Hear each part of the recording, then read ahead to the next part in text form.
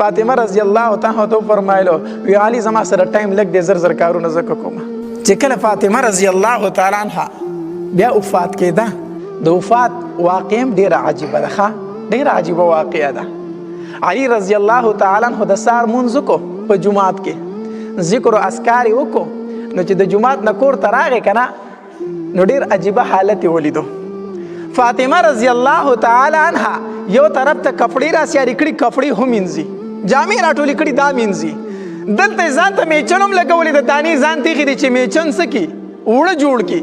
دلته کې ځان ته جارو میخي چې زوینه زر زر را جارو کې او فاک کی علي رضی الله تعالی عنہ حیران شو فاطمه نور کله خو می چرته داسې نه دی لیدلی سحر ټایم دی ټول کارونه دی په یو ځای شروع کړی دي کپړې دې منځلو راغستې دي میچن دې ملګولې دانې وړې کای او دا رنګ جارو دې راغستې کور ټول صفا کوي خیر خدای ولی دا چل دی راغستې دي فاطمه رضی الله تعالی عنها فرمایلو وی علي زما سره ټایم لګ دې زر زر کارونه زکه کوم زما سره ټایم لګ دې کارونه زکه زر زر کوم علي رضی الله تعالی عنها خاندلې فاطمه دا تاسو ای څنګه ټایم در سره لګ دی دا تاسو ای وی علي ما بیګا شپه خوب لیدلې دی بیګا شپه مې لیدلې دی خوب مې لیدلې دی زمون کر نبی علیہ الصلوۃ والسلام راغله په ما پسې ګرځي کله یوې کوټې ته ځو کله بلې کوټې ته ځي زور لراشم لاسونه دې تو کما بابا ته زمانه تلې د دې پریخه مدومره مو د وشوله زه ګوره زه دې پریخه ما ترانه تلې زما بابا محمد مصطفی صلی الله علیه وسلم په خندا شو ما ته چې فاطمه پتا پس راغلم تا د ځان سره بیا ما نو علي رضی الله تعالی عنہ فرمایله وی صرف دا خبره درته کړی تا ځان سره بیا نو دا خو خوب دی دا خو څه دی خوب دی نو فاطمه رضی الله تعالی عنہ فرمایل وینا علي بل خبره هم کړی ده کنه بل خبره هم کړی ده وی سي درته وی ما ته چې فاطمه نن خو دی روزنی ولید خو پښمنه دی پس څه کړي سدي پکې خورلې دي روزه دی پسنی ولیدا ما ورته چې بابا صرف د درې کجوري می خورلې یو ګټو به مسکلی دي په دغه کې باندې روزه ما نور څه شي نه د علي په کور کې نو په دې مې روزه نیولې ده نبی علیہ الصلوۃ والسلام راته فرمایلو چې پښمنه دي د علي په دسترخوان کړه دي او پر جماعت به دې په دسترخوان انتظار کوم رو جماعت به ما سره کې زبستا په انتظار یم فاطمه رضی الله تعالی زر زر کارونه وکړل او په اخر کې لاړه په خپل ول امبل غسل وکړو ویل امبل چې ویل امبل ځان ته کټ سم کو پاغي کې سم لاستا چې پاغي کې سم لاستا علي رضی الله تعالی عنہ راشه علي ما ته ودرې زه درته یو څو خبرې کوم وی دا زما درې وصیتونه دي دا ځان سره که علي رضی الله تعالی عنہ فرمایي وای فاطمه وای راته سره ته وای وی علي اول وصیت می درته دا دی چې زه مړه شم کنه نو کوم ځای چې د نکاح خوخه الته وکړه خو چې ښځه دې نه کوي د نیکې ښځې سره پس زما د مرګ نکاح وکړه چې کوم ځای دې خوښه ځان له نکاح وکړه خو نیکه بیبي ځان له وکړه دویم وصیت می درته څه دی وی دویم وصیت می درته دا دی که نه چې کله دې دویمه ښځه وکړله که نه نو دا یو کم 10 ورځې د خپلې ښځې سره تېروه خو دا یو ورځ زما بچو حسن او حسین له ورکوه 10مه ورځ دوی له ورکوه ځکه دوی له ګورې د مور او پلار د دواړو مینه پکار ده علي رضی الله تعالی چې دا خبره واورېده د سترګو نه اوښکې روان شي ته فاطمه بس که ما ته نورې خبرې مه کوه بس که فاطمه رضی الله تعالی د شا غاړې د څادر نه راټینګ کو وی علي چې اخرې ټایم شو روان رانه شوي چې اخرې ټایم شو ما نه دې سترګې واړولې ما ته خو لږ ودرېږه که نه لږ راته ودرېږه علي رضی الله تعالی ته ودرېدو نو په دې کې حسنین اواز وکړو علي رضی الله تعالی فرمایلو وی بابا زمونږ مور چېرته ځي زمونږ مور وایي زه ستا نه ځمه نو بابا زمونږ مور چېرته روانه ده فاطمه رضی الله تعالی فرمایلو ای حسنین ای حسنه ای حسینه لومبې لاړ شئ په خپل بابا باندې سلام ور واچوئ د هغه روضې ته ودرېږئ او وایي چې زمونږ مور در باندې هم سلام کوي د کور رایستلو لاړ شئ د بابا روضې له خو لاړ شئ هلته به سلام ور واچوئ بیا راځئ حسن حسین رضی الله تعالی چې لاړه که نه او د نبی علیه الصلوۃ والسلام مبارکې روضې ته ودرېدلو او سلام یې پرې ور واچو او زمونږ مور هم په تا باندې سلام اچوي زمونږ مور هم په تا باندې څه کوي د روضې مبارکې نه ورته آواز وشو وی زما نوسو په ما باندې سلام هر ټایم اچولی شئ لاړ شئ مور ته خو ودرېږئ د هغې مخ په د نن نه بعد بیا به ونی نه حسن او حسین رضی الله تعالی رامنډه کړه واپس رالو نو درېمه خبره درېم وصیت چې فاطمه رضی الله تعالی علي رضی الله تعالی ته کوي که نه ډېر عجیبه وصیت دی ډېر عجیبه خبره ده وی علي ستا نه یو شی غواړم نن به راله خامخا راکړې، نن درنه یو څیز غواړم هغه به خامخا راکړې. ګورې علي رضی الله تعالی ورته په ژړا شو، وی فاطمه دومره ژوند دې ما سره ویسته خو د نن پورې ما نه څه شی نه دی غوښتی، نن رانه څنګه څه شی غواړې؟ وی علي زما خوله زما بابا بنده کړې وه. زما خوله چا بنده کړې وه؟ وی زه چې ستا کور ته راوستم که نه، وی ما ته زما بابا وی چې ګورې د علي په کور کې هېڅ شی نشته، علي ډېر خوار دی، ډېر غریب دی، د هغه هېڅ شی نشته. ګورې فاطمه بچې د هغه نه به هېڅ شی نه غواړي. ښه تاسو ته وایم ځان ته وایم زموږ له الله لورګانې راکړي دي چې کله د خاوند کور ته بوځې که نه نو دا ورته ووایه بچې خاوند به دې نه تنګی، خاوند به دې نه تنګی، بې ځایه ځای به دې ډیمانډونه نه کوي. الله دې موږ له داسې لورګانې راکړي. زما خوله زما بابا بنده کړې او ما ته وی چې فاطمه بچې ګورې د علي نه به څه غواړي؟ نه ما ستا نه څه نه غوښتل، خو نن درنه یو شی غواړم. علي رضی الله تعالی عنه فرمایلو وی فاطمه غواړه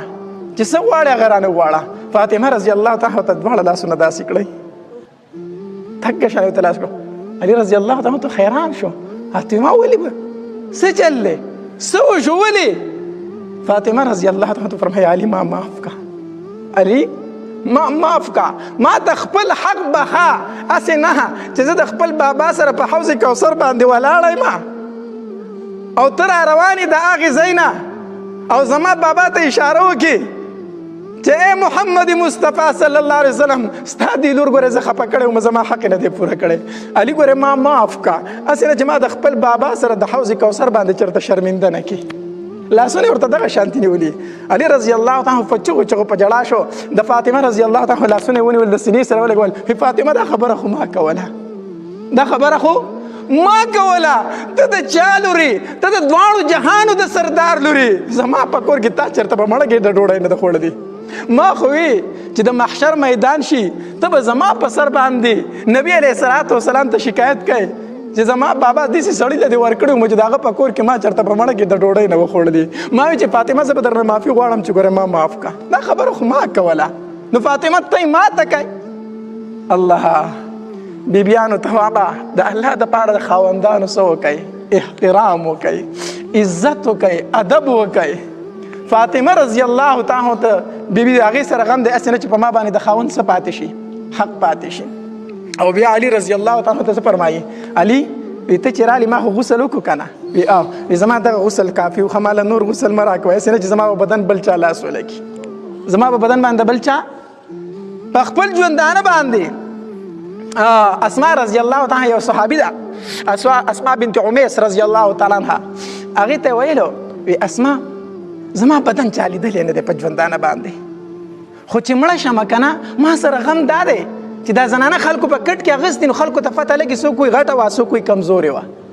نو اسما ما سره دا غم دی چې زما په بدن باندې به د خلکو سترګې لګي. نو اسما رضی الله عنها ته وفرمایلو وی فاطمه ما په حبشو کې یو خبره لیدلې او ډېره مې خوښه شوې ده. وی څنګه؟ څنګه دې لیدلې ده؟ نو اسما رضی الله تعالی د کجورو پاڼې راوغوښتې که نه دا څانګې د هغې نه داسې د ډولۍ غونته شکل جوړ کړو. وی هلته کې په حبشو کې هغوی د زنانه په کم جسم چې وي په هغې باندې په کټ باندې دا کېدي نو فتح بیا نه لګي. ما په حبشو کې دا شی لیدلی دی. علماو لیکلي دي که نه وایي اسما رضی الله د فاطمه رضی الله تعالی د نبي علیه السلام د وفات نه وروستو چېرته نه وخندلي. ښه فاطمه رضی الله تعالی عنها د نبی علیه السلام د مرګ نه وروستو چېرته نه وخندلي. یو ځل هغه د نبی علیه السلام په ژوندانه خندلي وو. نبی علیه الصلاة والسلام داسې په بیماری کې واغه بیماری چې پای کې بیا وفات شو. نو فاطمه رضی الله تعالی چې راغله که نه نو نبی علیه السلام ورته فاطمه غوږ ما ته را دې خوا که، غوږ ما ته را دې خوا که. نو فاطمه رضی الله تعالی ته غوږ اخوا که نو نبی علیه السلام ورته په غوږ کې پټ څه وویل. نو فاطمه رضی الله تعالی په ژړا شوه. په څه شوله؟ په ژړا شوله. بیا ورته فاطمه غوږ را دې خوا که. نو چې بیا ورته فاطمه رضی الله تعالی غوږ اخوا که نه نبی علیه السلام ورته بیا په غوږ کې څه وویل. نو فاطمه رضی الله تعالی په خندا شوه. څه شوله؟ عایشه بیبي فرمایي زه حیرانه شوم، خو هغه وخت داسې و چې د تپوس نه و، نبي علیه السلام په سخته کې و، ما د دې نه تپوس ونه کړو. خو چې نبي علیه الصلاة والسلام د دنیا نه تشریف وړو او څه موده تېره شوه نو ما بیا د فاطمه نه تپوس وکړو چې تا ته د دواړو جهانو سردار اول په غوږ کې څه وي نو ته په ژړا شوې، بیا یې درته څه وي ته په خندا شوې، داسې چلو. نو فاطمه رضی الله تعالی فرمایي که نه ما ته نبی رسول الله چې دی خو کوغه ما ته جواب اخوا کو کنه ما ته چې بچي زدر نه روان یم زدر نظم ښه زدر نه روان یم د الله ملاقات ل روان یم تاسو را پاتې کېږئ زه ځکه په جړا شوم بیا راته چې غوږ دی خوا کتو بیا چې ما نبی رسول الله سلام ته غوږ اخوا کو کنه نبی رسول الله سلام راته فرمایل چې فاطمه خپه کېږه ما د ټولو نه لومبې به زما په خاندان کې ته زما خواله راځي لومبې به د ټول نه زما سره ستا ملاقات کېږي نو زه په خندا شوم په خوشحاله شوم د نبی رسول الله سلام د وفات نه وروستو فاطمه رضی الله تعالی صرف 6 میاشتې ژوند تیر کړی دی 6 میاشتې بعد پسې دا تللی ده نو فاطمه رضی الله تعالی چرته خاندلې وي نو خچ نبی رسول الله وفات شو خو په دغه موقع خندل چې اسماء رضی الله تعالی هغه ډولې غونډه شکل جوړ کو کنه ی حبشو کې په مړی باندې هغه زنانو په مړی دا شک دي نو فاطمه رضی الله تعالی دک و خندل دا و خندل خوشاله شو ورته وی چې زب علي تمو ما خو چې تا تم دا خبره یادې ګوره زما په بدن باندې بیا داسیس کېده ښا چې زمړه شم چې چاته پته نه لګي نو علي زه چې مړه شم کنه زما جنازه وړي کنه نو یو خو په تیاره کې اوسای پس کې اوسای په تیاره کې اوسای وی دویم دارې وی زما په کټ باندې به دغه ډولې غونته کې شی جوړ کړي د کجورو د پاڼو نه چې زما د جسم ډکوالی او تشوالی چاته پته ونه لګي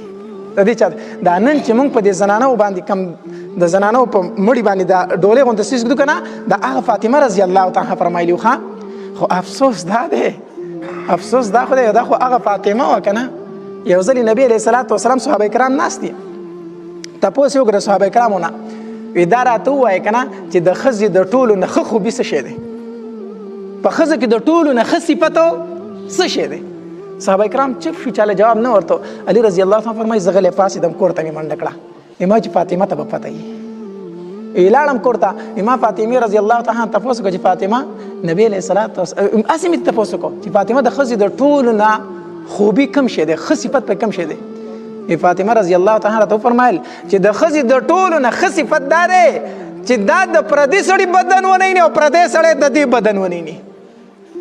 د دې په نامحرم سړي سترګې فرې نه وځي او د پردي سړي په دې سترګې فرې نه وځي دا د ښځې د ټولو نه ښه صفت دی زه رالم نبي علیه السلام ته ما وفرمایل چې د الله پاکه پیغمبره د ښځې د ټولو نه ښه صفت دا دی چې نامحرم سړی دا ونیني او دا نامحرم سړی ونیني نبي علیه السلام راته وفرمایل چې علي ښه رښتیا ووایي جواب چا درکړی دی غلی خریشتیا وای جواب چا درکړی دی ما ته چې الله پاکه پیغمبر فاطمه راته وویلو فاطمه نبی علیه الصلاة والسلام فرمایل چې الفاطمه بضعة مني فاطمه خو زما د زړه ټوکړه ده که نه فاطمه خو زما د زړه نو د فاطمه رضی الله تعالی په ژوند باندې د هغې په جسم د چا سترګې نه وي لګېدلي موږ خو نن د زنانو په مړي باندې هغه څیز پې کېدو چې د جسم یې چاته پته نه لګي خو هغې په ژوندانه باندې سر نه دی پټ کړی د هغې په بدن باندې بورکه نه وه هغه په یو نری لوپټه کې ګرځېده هر چا ته به پته لګېده چې دومره غټه ده دومره نری ده او دا ده او دا ده پس د مرګه ما تا پټه کړو څه پیدا په ژوندانه باندې هغې خپل جسم نه پټاو سړو ته یې شو کو دومره غټه یم دومره کمزور یم داسې یم داسې یم چې مړه شي وي بیا پې وي څادرې راواچوه اوس وي څادرې سره راچوي په ژوندانه خو هغه هر چا لیدلې ده نو دا د فاطمه رضی الله تعالی عنها د وفات واقعه وه او چې کله وفات شوله او علي د هغې دفن وشو او خاورې پې ور واړولې شوې نو علي رضی الله تعالی چغه کړه وې خلکو زه اوس د دنیا په حقیقت باندې پوه شوم چې دنیا کې وفا نشته دنیا کې وفا زما نه فاطمه جدا کړه چې داسې ښایسته ښایسته جوړو کې جداوالی راځي ماله به د فاطمه غونته حسن چېرته څوک وګوري ماله به د فاطمه غونته ښځه اوس چېرته پیدا شي ای خلکو ګورئ د دنیا دغه ژوند دی دې کې وفا نشته ځان له تیارې وکئ په دې لاسو مې نبي علیه السلام قبر ته کوز کړی و اوس مې د هغه لور هم قبر ته کوزه کړله دغه دنیا ده ای خلکو په دنیا پورې زړه مه تړئ دنیا پورې زړه مه تړئ ورونو دغه د دنیا ژوند دی د الله دپاره د دې دنیا نه لږ ځان راونغاړو دغه ورځ د تیارې وکړو دغه ورځ د تیارې وکړو زو الله لا نو چې الله لا زو نو چې الله تبارک وتعالی خو رضا کو کنه بله مخه ته تلو شته کو بل ځای ته تلو وي خو موږ ته موښیي چې موږ دا چغې پرېږدو چې بل ځای ته تلو وي خو موږ ته هم پته ولګي چې بل ځای د خلاصي شته دی نو چې بل ځای د خلاصي نشته دغه الله تبارک وتعالی له تله دي دغه قبر له تله دي دغه الله له جواب ورکولی ولې په دنیا پورې انختی یو ولې په دنیا پورې انختی یو ولې حلاله نه ګورو ولې حرامه نه ګورو هېڅ وفا نشته دی دنیا کې لږ د دنیا نه ځان راونغاړو او الله تبارک وتعالی دې زمونږ زنانه د فاطمه رضی الله تعالی عنها غونته کې زنانه جوړې کړي آیا د دې بچو څه حق په دې مور او پلار شته که نه د دیم نشته دی نه د بچوم په مور او پلار باندې حق نشته دی. دا نه چې اول انسان و چې زه بچی مې پیدا شو زما په حق شته او د په ما باندې څه حق نشته دی. نه د دې بچی هم په مور او پلار باندې څه حقوق دي چې مور او پلار هغه حقوق نه ادا کړي، دوی په سخت ګناهګار دي. اولنی حق د بچی په مور او پلار باندې دا دی چې دوی به د الک او د جنۍ په مابین کې فرق نه کوي. الک پیدا شو هم به خوشحالي کوي، جنۍ پیدا شو هم به خوشحالي کوي. دا د اسلام حق دی د دې بچی په مور او پلار باندې. بعضې اوقاتو کې زموږ جاهله خلک داسې وي د الک په پیدایش باندې خوشحالۍ کوي خو د جنۍ په پیدایش باندې خفګان کوي. دا نه وایي چې دا خو د الله مرضي ده، د الله لاک لاک شکر دی چې ما ته خو یو انسان راکو او دا خو د الله تقسیم دی. چا ته الکان ورکوي، چا ته جینکۍ ورکوي، چا لره چې وغواړي نو شاڼې وګرځوي، بیا ګرځي دي په ډاکټرانو باندې خو چې الله نه ده غوښتي نو بچی کېږي. وایي جینۍ دي خو چې بچی خو مې وشي که نه. اول حق د بچی په مور او پلار دا دی چې دی به د الک او د جینۍ په مابین کې فرق نه کوي. دا خو د جاهلیت په زمانه کې داسې وو چې هغې به جینکو ته سپک کتل، حتی در دې پورې چې د ژوند حق به ورته هم نه ورکاو. جینۍ به پیدا شوله ځان به ورته پې بد ښکارېدو، شرم به وله ورتو زما په کور کې لور ده، دا خو به سبا پیغله شي، دا به بل کور ته ځي د بل ښځه کېږي به، دا خو زما دپاره د شرم خبره ده. دې ته یې نه کتل چې زما د دې ښځې نه پیدا شو نو دا خو هم د چا لور ده که نه. دې ته به یې نه کتل چې کوم سړي به ځان ته زیات غیرتي وي نو هغه به نونه ژوندی ښخولي او په دې به یې فخر کوو ما دومره دومره نونه ښخې کړي دي. دا د جاهلیت طریقه وه. آیا زمونږ په معاشره کې خو به دا رسم بیا نه وي راغلی چېرته؟ زمونږ په معاشره کې هم دا رسم راغلی دی. الک وشي ډزې کېږي، خوشحالۍ کېږي، اگر چې دا ډزې په شریعت کې جایز نه دی، دا خو یو طریقه دا خو ځان له حرام دي. دی به ډزې کوي، خوشحالۍ به کوي، یارانو دوستانو له پروګرامونه کوي. ولې لکه زوی مې شوی دی، ښه لور پیدا شوه، اول خو ورله څوک مبارکي ورکوي نه چې د چا لور پیدا شي، مبارکي ورته نه ورکوي او مبارکي خو پرېږده او دا نارینه دومره پروا نه لري په دې باندې زنانه ډېرې زیاتې خفوي. وایي د کومې ښځې چې لور پیدا شي نو بیا ورله دا خوا اخي چې ده نو دا غوړي مړي نه ورکوي هغې ته، هغې ښځې ته، هغې بیا هغه ملازه نه کوي او چې زوی پیدا شو هغه ښځه په سر ګرځوي. ولې د دې نه به الله تپوس نه کوي؟ ته په خپله ښځه نه چې په ښځو باندې دومره بد ګڼي. د کومې ښځې چې لور پیدا شو دا ته په کور کې سپک ګوري چې چل شوی خو لوري راوړې ده. نو چې د چا لور پیدا شي اول خو څوک مبارکي ورکوي نه او چې ته ورته وایي مبارک شه مړه لور مې شوې د څه شي مبارکي راکړه. یاد وساته دا د جاهلیت طریقه و. د جاهلیت الله تبارک وتعالی به د دې لور د وجې نه چې ته پې خفه اور د جهنم ته به دې وولي، اور د جهنم ته الله به دې کړي اعمال برباد کړي. ښه زما په رضا باندې، زما په تقدیر باندې، زما په فیصله باندې تا ته اعتراض دی؟ دا تقسیم به ته که چې لور او زوی ورکړو دا به زه کوم. الله تبارک وتعالی فرمایي دا خزانې خو الله تا ته نه دي سپارلي، دا خو چې تا ته وسپاري بیا ځان له زړونو او د زامنو تعین کوه. نو دا ډېره بده خبره ده. لور او زوی ته به یو شان مقام. دویم حق د بچي په مور او پلار باندې څه دی؟ نو دویم حق د بچي په مور او پلار باندې دا دی چې کله دی پیدا شي نو په ښي غوږ کې به ورته اذان وکړي او په چپ غوږ کې به ورته څه وکړي؟ اقامت وکړي. لکه حدیث مبارک کې راځي اذن فی اذن الحسن بن علی حین ولدته، چې کله حسن رضی الله تعالی عنہ پیدا شو نو نبی علیہ الصلوۃ والسلام هغه ته په ښي غوږ کې اذان وکړ. او بل یو روایت کې راځي چې په ګس غوږ کې ورته نبی علیہ الصلوۃ والسلام اقامت وکړ. دې کې خو ډېرې فایدې دي چې دا ورته ولي کېږي. یو خو دا دی چې ماشوم څنګه پیدا شي ته ورته ووایې الله اکبر الله اکبر. بچې دنیا ته خو رالې خو دا خبره د اوس نه په ذهن کې کېده چې لوی دی نو ګوره یو زما رب لوی دی، الله اکبر الله اکبر. لومبه ورته دا خبر وکي کنه بچي دنیا ته خوراله خو چرته ګوره سرکشیونه کې د ټولو نه لوی رب زمونږ موجود دی، ډېر لوی ذات دی. دا خبره په ذهن کې کېده سر ټیټي به د یو الله نه ما سوا بل چاته ګوره بچي نه کوي. الله اکبر الله اکبر. نو یو خدا دی چې دته د الله تبارک وتعالی لوی بیان شي په غوږ کې او د بل غوږ کې ورته غز غوږ کې ورته اقامت وکړه شي. نو د دې بچي څو حقونه دي؟ 2 حقونه. چې راغی دنیا ته اذان به ورته کوي چې د دنیا نه ځي نو مونځ به پې کوي. بس اذان وشو اقامت وشو بچي دنیا ته راغلی دومره ټایم دی چې د اذان او د جمع په مابین کې څومره وي. اذان شوی دی اقامت شوی دی صرف سپونه در باندې پاتې دی او مونځ دی پاتې دی. دغه ټایم دی ستا په دنیا کې. وخت به نه ضایع کوي. ټایم در سره ډېر لږ دی په دنیا کې صرف مونځ در باندې پاتې دی. نو دنیا کې به سرکشي نه کوي. دغه لږ غونته کې ټایم دی. حدیث مبارک کې راځي نبی علیه الصلاۃ والسلام فرمایي وایي کوم انسان ته چې الله تبارک وتعالی 80 کاله عمر ورکړو څومره 80 کاله عمر ډېر لږ نه دی.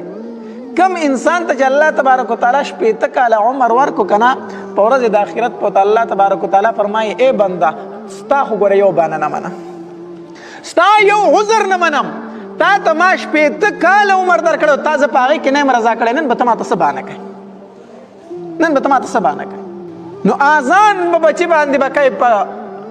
ښي غوږ کې او په ګز غوږ کې به څه کوي؟ اقامت کوي. دا دویم حق دی د بچي باندې چې د الله لوی ورته بیان کړي او دقه خبره ته وکړی شي چې بچی ګورې اذان او اقامت تر باندې شوی دی، نافرماني مه کوه، مونځ در باندې پاتې دی الله له بروانې. نو د مسلمان 2 حقونه دي چې پیدا شي نو په غوږ کې ورته اذان او چې مړ شي نو په هغه باندې بیا دا حق دی چې جنازه به پرې کوي. څه به پرې کوي؟ جنازه به پرې کوي. چې راتوم بربند راغی دنیا ته او چې ځیم بربند به ځي. صرف د خلکو د نظرونه چې د چا سترګې پې نه پرېوځي د یو لټې کپړه ترې نه سپینه تاو کړو. دا کپړ خو د دې وجې نه تاو کړو چې د چا نظر پې نه پرېوځي. نور دکه دننه بربند پکې پروت دی. ذوالقرنین نه دی، دا یو بادشاه په مخ د ځمکه مسلمان نیکمله بادشاه تېر شوی ذوالقرنین. په ټوله دنیا یې بادشاهي کړي، په ټوله دنیا 4 تنو په ټوله دنیا بادشاهي کړي، پای کې یو ذوالقرنین دی. د ده په ټوله دنیا بادشاهي وه. نو چې کله دی بیمار وفات کېده نو د یو وصیت وکړو. وصیت یې دا وکړو وایي چې کله زه مړ شم که نه او زما جنازه اوچته کوي او زما جنازه وړی نو ډېر خلک په راغلی، په ټوله دنیا مې بادشاهي کړې خو ډېر خلک به جنازې له راغلی که نه. نو یې داسې به وکړئ چې زما دا لاسونه به د دې کټ نه یو طرف ته او بل طرف ته داسې ښکاره پرېږدئ. عام طور پر مړی موږ په کفن کې وغواړو لاسونه له پټ کړو که نه. زما لاسونه به په کفن کې نه پټوئ، ښی لاس مې به هم یو طرف ته وباسئ داسې او ګس لاس به هم داسې وباسئ چې دا تاسو زه په دې کټ کې اغوستی یم زما دا لاسونه داسې ښکته پورته کېږي او دا ټوله دنیا ورته ګوري چې ذوالقرنین چې په دنیا بادشاهي کوله نن د دنیا نه تش لاس روان دی. زما دا لاسونه به ورته وښایي ګورې ما ځان سره څه نه دي چې دا ټول خلک وګوري چې ذوالقرنین نن د دنیا نه تش لاسونه روان دی. دنیا کې داسې ژوند کوه ښه څه وړی ترې نه شي، څه ترې نه شي وړی. نو دویم حق د بچي دا دی چې ده ته په ښي غوږ کې اذان وکړی شي او په ګس غوږ کې ورته څه وکړی شي. دریم حق د بچي چې دی، دریم حق د بچي په مور او پلار باندې هغه تحنیک دی. تحنیک الله دې رحم وکړي، موږ به زیات پیژنو نه چې دا تحنیک دی څه شی. چې کله ماشوم پیدا شو که نه نو ستا په کور کې په کلي کې په چمګاونډ کې یو نیکمله سړی به چېرته وي. دا ماشوم هغه له بوزه او هغه ته وایي دته به خوله کې لاړه ورکړه، دته به خوله کې څه ورکړه؟ لاړه ورکړه. دا نیکفالي نیول دی او نیکفالي په شریعت کې شته، بدفالي نشته ښه. چې دا نیکمله سړی و دې ماشوم ته به خوله کې لاړه ورکړي چې الله دې داسې دې نیکمله وخیجئ. دا نیکفالي نیول دی. الا ماشاءالله د غریبت چې دا خو به ډېر کم خلک کوي. نو حدیث مبارک کې راځي عائشه رضی الله تعالی عنها فرمایي وی نبی علیہ الصلوۃ والسلام له خلکو ماشومان راوستل او نبی علیہ السلام بوله د برکت دعا وکوله او تحنیک په ورته کو. اسماء بنت ابي بکر رضی الله تعالی عنها فرمایي د عائشه رضی الله تعالی عنها خور ده، دا فرمایي وایي زه په مکه کې حملدار وم، یعنی هجرت مې نه وکړه چې په ګېډه مې بچی و. بیا موږ مدینې منورې ته چې هجرت وکړو نو هلته زما ماشوم پیدا شو عبدالله بن زبیر رضی الله تعالی عنه. دې مدینه منوره کې هلته پیدا شو چې هجرت مونږ وکړو چې دې پیدا شو نه ما نبی علیه الصلاۃ والسلام له بوستو وی نبی علیه الصلاۃ والسلام په غیږ کې واچو وی ماله یو کجوره راوړی نو موږ نبی رسول الله له کجوره ورکړه وی نبی رسول الله هغه کجوره په خله کې فاسته کړه داسې و جو داغه خوږی وبې دي سره واغستې او عبد الله ابن زبیر رضی الله تعالی عنہ په خله کې ورکړي دې تحنیک ویل شي او د عبد الله ابن زبیر رضی الله تعالی عنہ د هغه صحابي کنا چې په مهاجرو کې په مدینه منوره کې د لومبه ماشوم پیدا شوی دی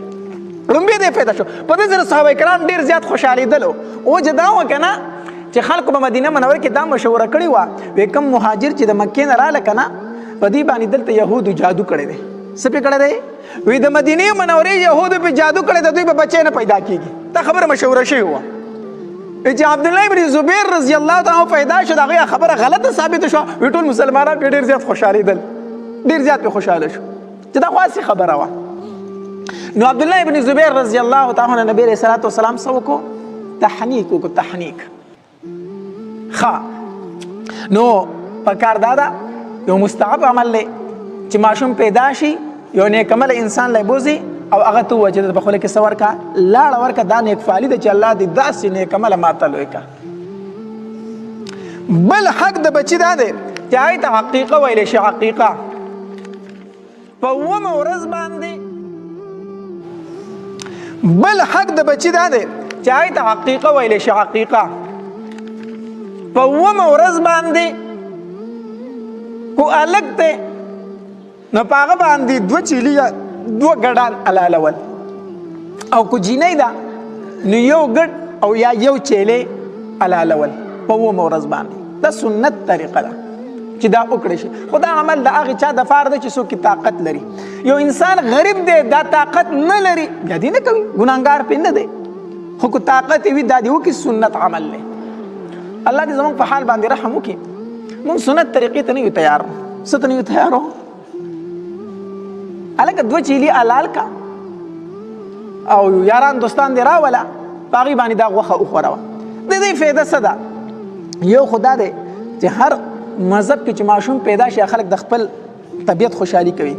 اسلام کې دا حکم دی یو خدا دې چې دې باندې چې کله دې سړی خوشحالي وکړه نو د دې خبره اظهار وکړو چې زما بیبي چې د پاکه خزره دا بچي زمانه دی دا بچي زمانه ځکه به د خوشحالي اظهار وکړو یعنی هغه شک او شبهه ختم شوله په دې حقيقي کول سره د به خوشحالي وکړه خو مونږ خلک څه کو حقیقه نه کو دو چيلي نه علالي دې بس کوي دې به دیګونه په خیده چاول دې بس کوي چرګان براوړي الګ چرګان دی راوړو دیګونه په سور په خوري په هغه کنه دا سنت په دې سنت طریقه دا شو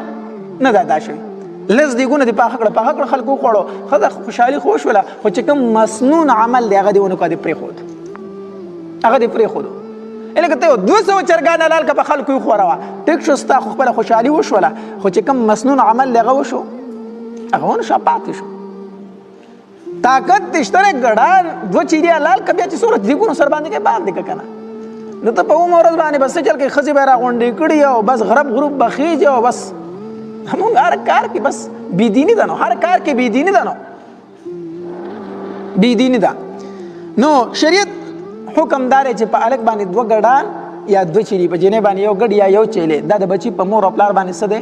حق تدین بعد کې چې بل راضي او دی بچی تبا په ومه ورځ باندې خامخا نوم کې دی نوم ورته کې دی بل حق د بچی دار په مور خپل چې دی ورته څه کې دی نوم کې دی نو حدیث مبارک کې راځي نبی عليه الصلاه والسلام فرمایي وای هر انسان خپل بچی ته سناسه تحفه ورکي خ تحفه اول بچی ته دا چې د خیسته نوم ورکا خیسته نوم ورکا د خپل بچی ته صدا خیسته تحفه ده نوم چې ګدی نو لاړ شه د جمعات د امام نه دی تاسو کا وای دا نوم دم د دې مان څنګه ده یادو ساتي کو د پیغمبرانو نوم دي کې خود مانی تاسو مکو داری کېږي آی کې نو مانی ته ضرورت نشته د صحابه کرام نوم دي کې خود د مانی تاسو مکو بس دغه نوم دغه کې مانی ته ضرورت نشته خو کو داسې عام نوم دی او بل اسلامي نوم دی کې خود نو بیا هلک د چې تا د جمعات د امام نه دغه د مانی تاسو نه کړي د پیغمبرانو نوم دی یا د صحابه کرام نوم دی بیا خو معلومه تاسو ډاری کېږي هغه څه خدي خو که بل یو اسلامي نوم دی نو بیا به یې د معنی تپوس کوي زه دا نوم ږدم د دې معنا څنګه ده. اوس مصیبت دا دی موږ له راشي وایي استاد صاحب نومونه راله ولیکه یا راته ته ووایه چې زه ورته کتم نو زه ورته څه وامه زه ورته هم تاسو نومونه خوښ کوئ زه به درته بیا معنی ووامه ځکه چې زه درته کوم نومونه وام نو ته به دا خو هر چا ایښي موږ له ناشنا نوم نو ما له ناشنا نوم چېرته راسي هغه به چېرته تاسو ډرامه مرامه کتلي پای کې به یو نوم خوښ شوی ما له یې راوړه کو معنی یې سمه خو زه به هم چې ټیک دی کو سمه نه وه زه به هم چې غلط دی. نن سبا خو نومونه خلک د دغې ځایونو نه رالي که نه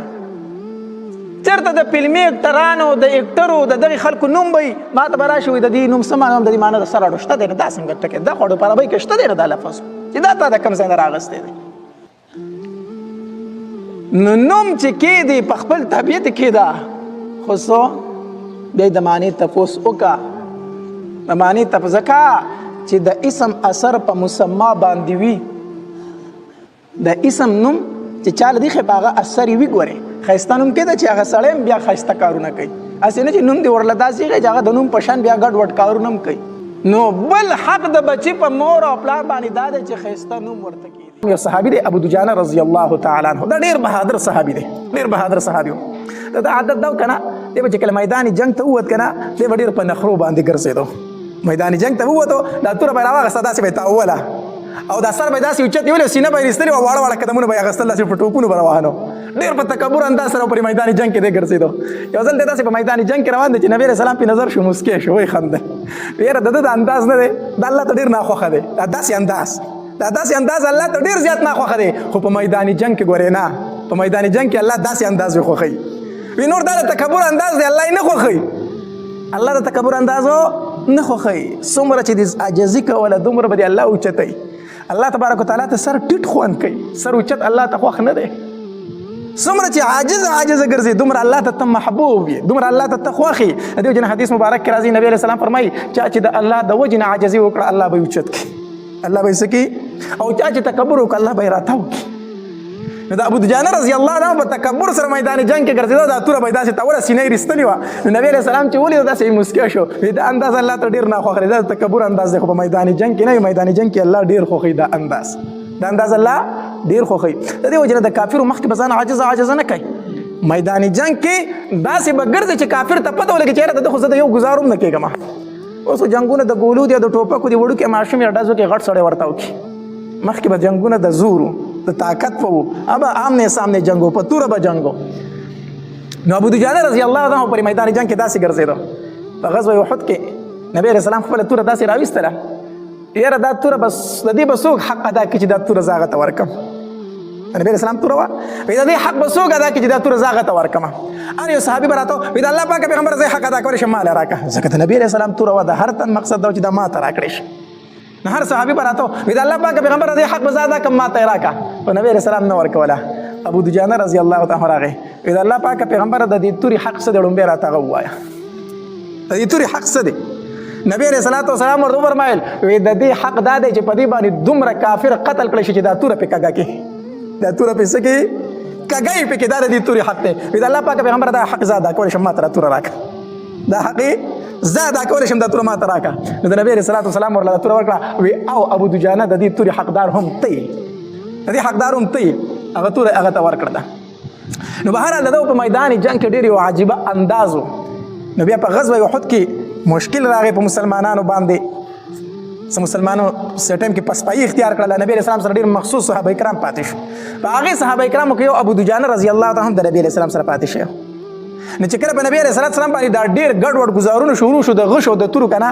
نو دا ابو دجانه رضی الله تعالی راغی او نبي علیه السلام ته مخامخ ودرېدو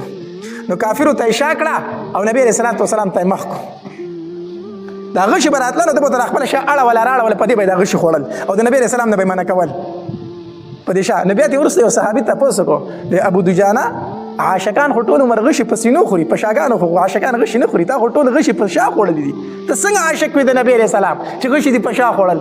هغه ورته بالکل خبره دي ټیک ده چې عاشقان غشي په سینو خوري خو کومه دا سینم دشمن ته مخامخ کولې نو زما شا د محبوب صلی الله علیه وسلم ته راتله ما چې کله دشمن ته مخ کو سینه کوله غشو ته ما نو زما شاه نبی علیه السلام ته راتله نو ما دا نشو برداشت کولی چې زما شاه د نبی علیه السلام ته راشي نو ما نبی علیه السلام ته مخ کو او خپله شا مې غشو ته ونیوله زه داسې عاشق یم د نبی علیه السلام. یو دغه عشق د نبی علیه الصلاۃ والسلام سره د صحابه کرامو ښه دا عشق چې نبی علیه الصلاۃ والسلام وفرمایل وی ځان او خپل اهل و عیال د حرامونه بچ کړئ د حرامونه بچ کړئ خپلې ګېډې ته هم حرامه مه غورځوه خپلو بچو له هم حرامه مه وړه د هغې نه پس ابو دجانه رضی الله تعالی یو عمل شروع کړو چې کله به د سهار مونځ کېدو نو چې نبی علیه السلام به څنګه سلام وګرځو نو ابو دجانه رضی الله تعالی په دعا ته نه ایستارېدو فوراً به د جومات نه په منډه وته دعا به یې نه کوله یو ځل نبی علیه الصلاۃ والسلام دی سهاره چې ورګه داسې چل کوي نو چې څنګه نبی علیه السلام سلام وګرځاو ابو دجانه رضی الله عنه په منډه د مسجد نه ووته نبی علیه السلام په دویمه ورځ باندې سهار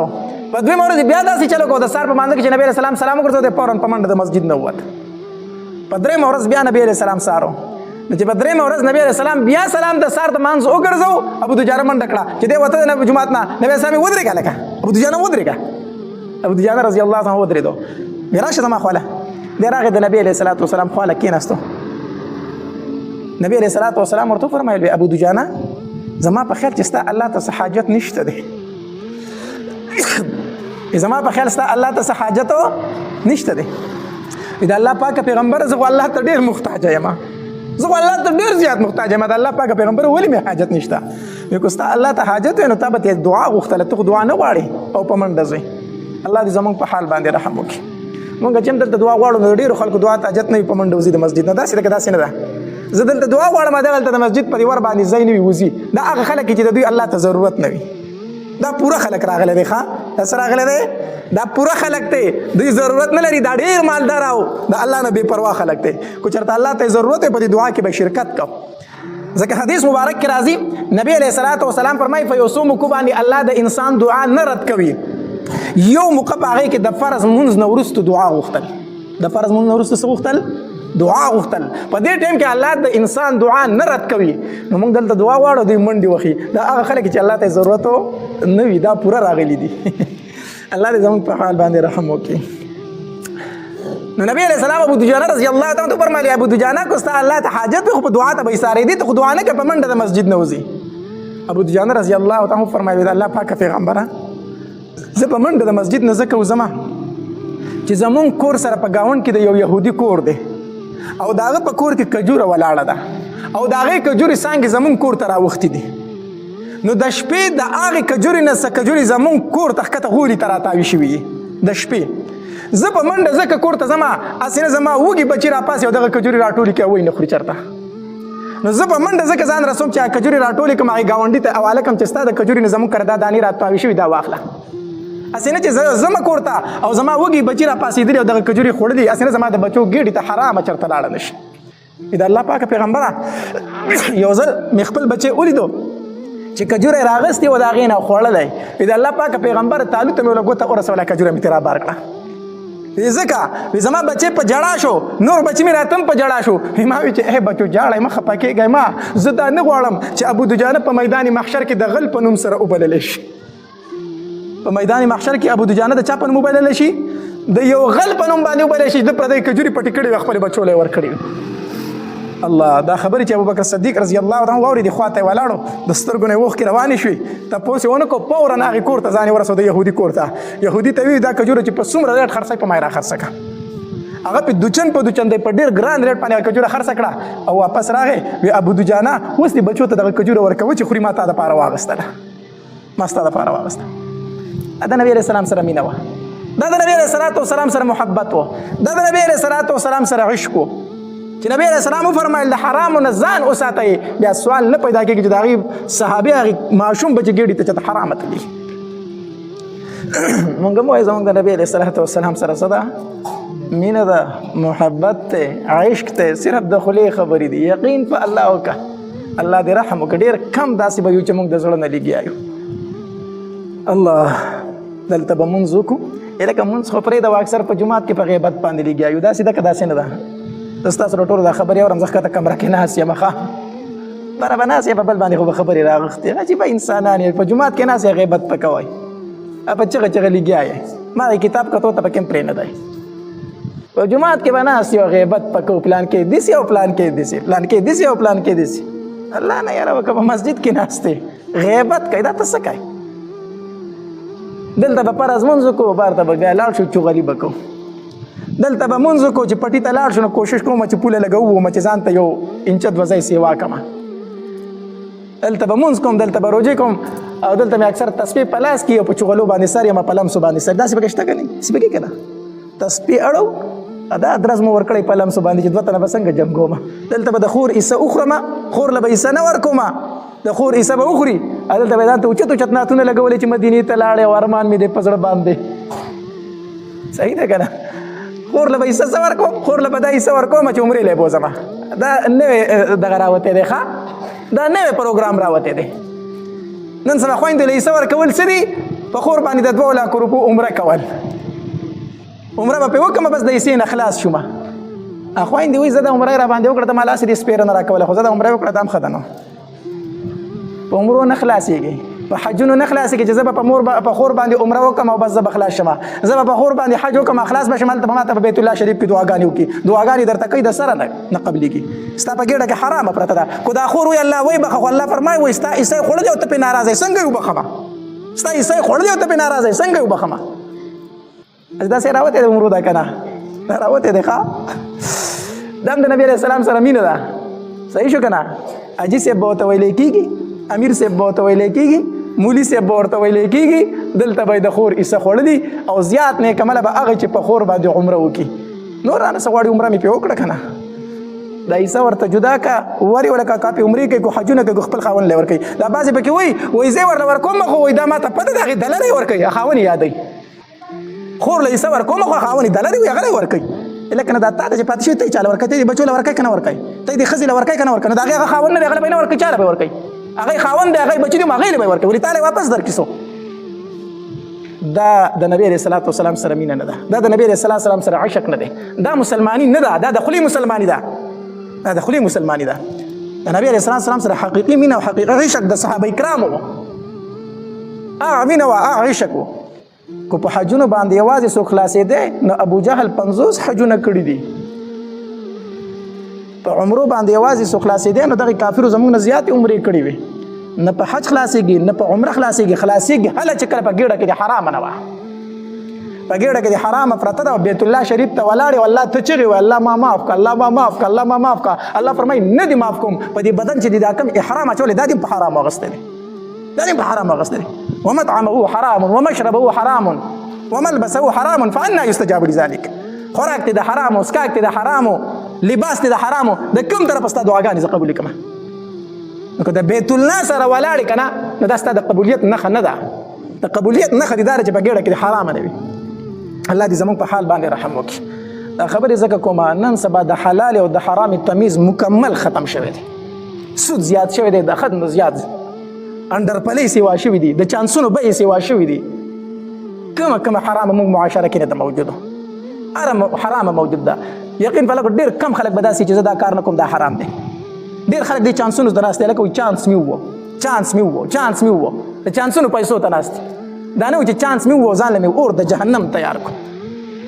نو به هر حال اول معاملات، دویم ځل باندې څه شی دی؟ عبادات. اول معاملات، دویم عبادات. ځکه د عباداتو دارومدار په معاملاتو باندې دی. خو د یو انسان معاملات ټیک وو نو عبادات قبول دي، خو د یو انسان معاملات ټیک نه وو عبادات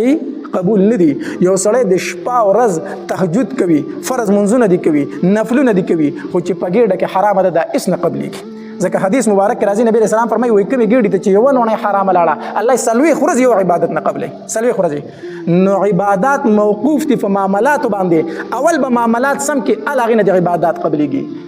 صحیح شو که نه؟ موږ ته خو دومره پته نه لګي په جومات کې ناست خو چې کله چېرته چا سره لږ غونته معاملات راشي موږ ته پته ولګي چې د سیرو څو پخېږي، چې بار څه چل شروع دی، بار کم چلونه شروع دي. تاسو ته په خپله پته ده چې د چا کاروبارونه دي دغه ته پته ده چې کم ډوک بوک شروع دي. نو د الله دپاره خپل معاملات ټیک کړئ. دا د نبي علیه السلام سره عشق دی، دا د نبي علیه السلام سره محبت دی، دا د نبي علیه السلام سره څه ده؟ مینه ده. یوازې په خوله باندې نه، د خولې او د زړه خبره چې یوه شي دا د نبي علیه السلام سره مینه